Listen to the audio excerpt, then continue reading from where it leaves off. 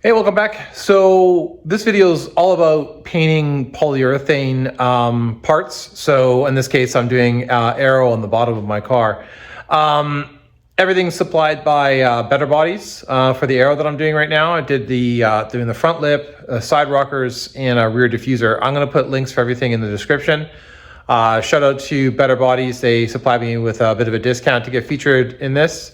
And get an honest review and everything. So yeah, I'm going to show you the whole process I use on how to paint the polyurethane. I've already done the front lip and I've done the rear diffuser. Just want to make sure that the process is really sound of how I'm doing it before I shared it. It is a 4-step paint process. So I'm using the SEM line of products. Up here in Canada, I get a lot of my stuff through Lordco, especially if I'm just doing like aerosol stuff, and they also mix paints for me. So the very first step is that you do in the paint process, the very first step that you do is there's a plastic adhesion you have to lay down on it. If you don't do that, it will just start to peel, it won't last. Then you use a flexible primer. Then you use your color. In this case, I'm using a Porsche Meteor Gray. I'll put the information on the color code below. It's the same color my wheels are painted. I wanted the aero to match the wheels. I think it'll be a nice look overall. And then you finally do it with a clear coat to protect everything. I'm going with a low luster clear coat, so basically it looks like a real flat kind of color. But you can go gloss or whatever you like. You're going to need a few other things. The way I've decided to do it is I use a Scotch Bright Pad. You have to get it so that the surface is not shiny at all. If it's shiny, it means it won't bond in any of the layers, so you do have to get everything rough.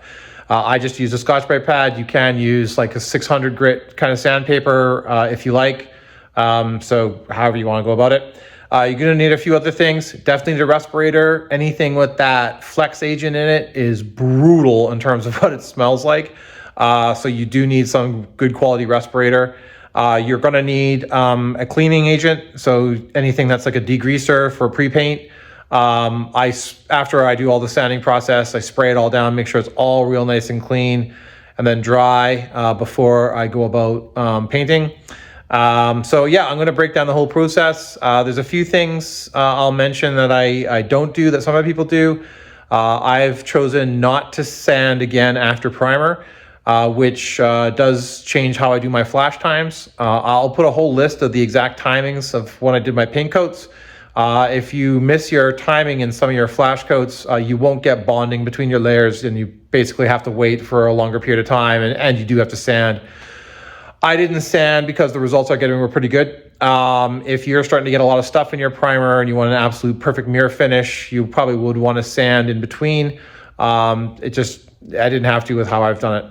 So anyways, I'm going to do this whole video, just kind of show you the whole process. Do have to speed it up a bit because otherwise you'll get really bored watching me do a lot of sanding and everything in between. But this just breaks it down, and I'll show you the final result and everything installed in the car. So yeah, let's go.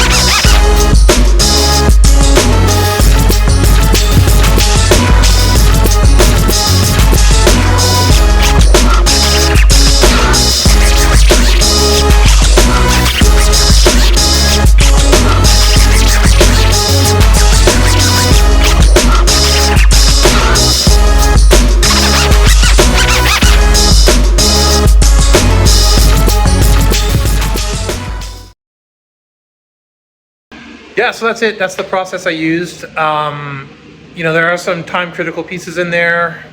You may choose to sand after the primer coat. You could even color sand before clear coat after the main base coat's down. It really just depends on how much of a perfect finish you want. And if you're going with a gloss finish, you may want to consider that wet sanding in between before you go to the clear, just to make it absolutely perfect. And then of course you could also wet sand and polish the clear coat after. Just really be careful about when you're using anything with a flex adhesive in it, or a flexible kind of additive in the primer and the paint. It's brutal in the smell. Honest to God, you need a respirator. It's really bad. So yeah, anyways, that's the process. I gotta continue putting painting the other side. I gotta do the other rocker. I gotta do a couple of the mud flaps just to make the look a little bit better. I decided to go with new ones. One of them was pretty damaged. The other one was also a little bit damaged, and I just went with new ones. Gonna paint them up just so it matches really nice with the new rockers on there. And then I'm gonna do a full shoot of the car entirely. This is one of the last elements. I'm waiting for the ducktail to come back from the body shop, which should be anytime soon. I'm gonna finish the ghost stripes around the back, and this car is done. So anyway, hopefully this helped out. If you're doing any polyurethane kind of aero kit stuff, hit me up in the comments. If you're a professional painter and you think something I did was wrong and you have better tips, share it with everybody. If it worked for you, let me know. Anyways, take care, have fun, see you later.